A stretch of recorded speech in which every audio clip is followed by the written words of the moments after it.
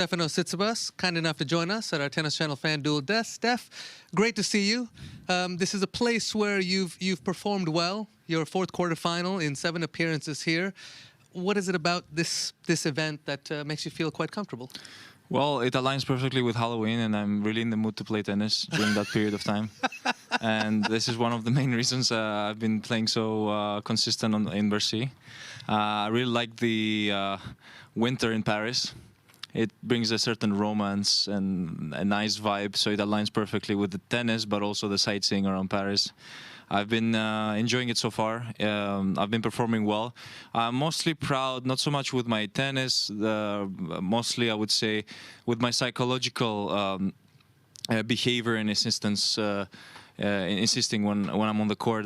Today I showed a great appreciation for the game, for being able to go out there and fight despite of losing the first set. I did never give up. I actually felt like standing up after losing the first set. I felt stronger and much more convinced that this is going to be a new Steph in the second set, and I did show that when I started.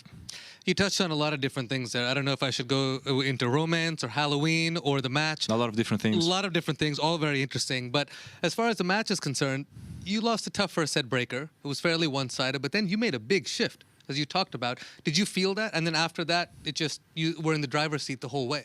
I felt like the body language changed. You would typically expect someone that has lost a set to be a little bit more down, a little bit more unsure of whether what they're doing is working. In my case, I felt like regardless of whether I won or lost the first set, I was still on the driver's seat and I had control of that match and I could really shift things around.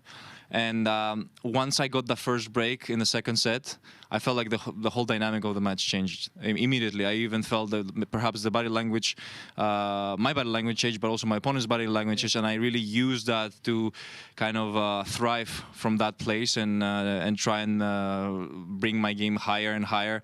But that kind of happens automatically, in my opinion. Once you see it happening, you really want to take it and grab it. I think the best in any sport are absolute masters of body language. So beautiful to hear you talk about how you did it, how you read it.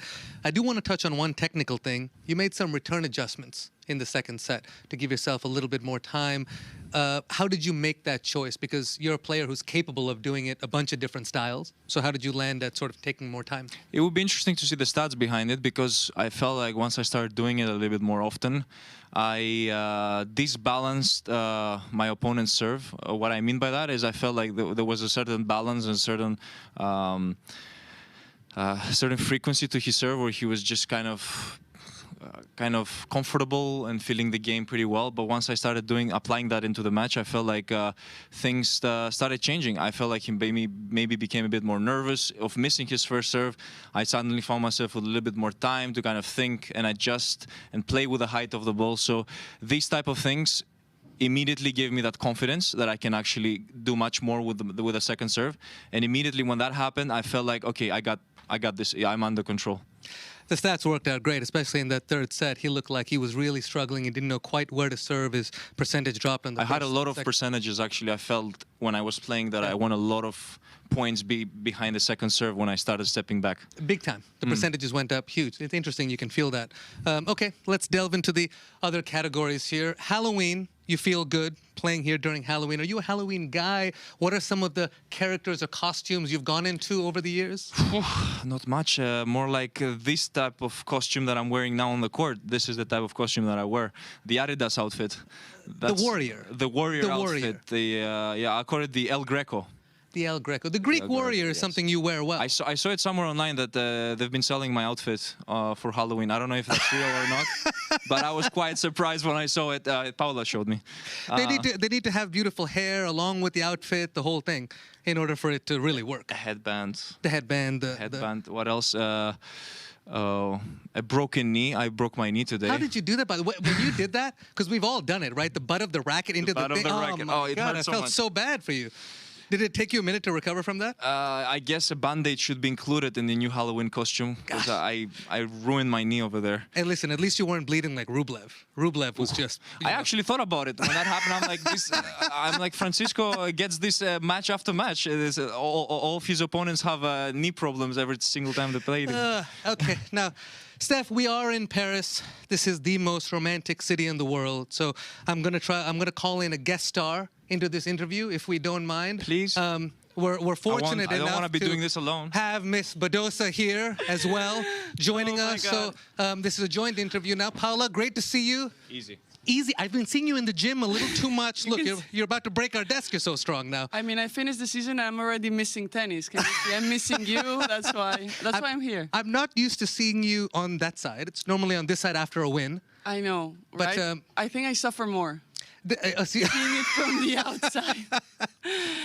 a couple of questions for you. Yeah. How was his performance on the court? Does he have room to improve still this week? Look, I think it was great today, especially what he said. I think the mental side, he fought every moment, especially the first set. Maybe he wasn't feeling himself great, but he did a few adjustments there, and I think it was the correct ones. Really, really good. I mean, at the end, I'm his girlfriend. I don't want to talk a lot about tennis, but I have to say that I'm really proud of how he fought through that, and especially the mental side. It's never easy, and also when you have all the pressure, the expectations in this kind of matches. So I think he did great. What a great pep talk. High praise, Steph. Okay, now that was on the court. Now, Paula, let's keep it real here. Let's keep it real. Come On the real stuff. on the romance level, how is our boy doing?